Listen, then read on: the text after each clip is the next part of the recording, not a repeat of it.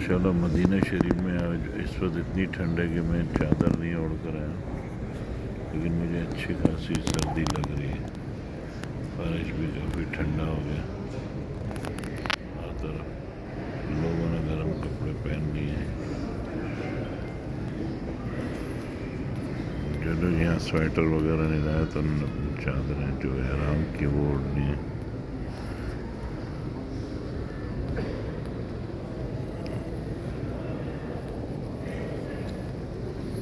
बहुत ज़्यादा यख सर्दी नहीं है, लेकिन है कि अच्छी खासी है।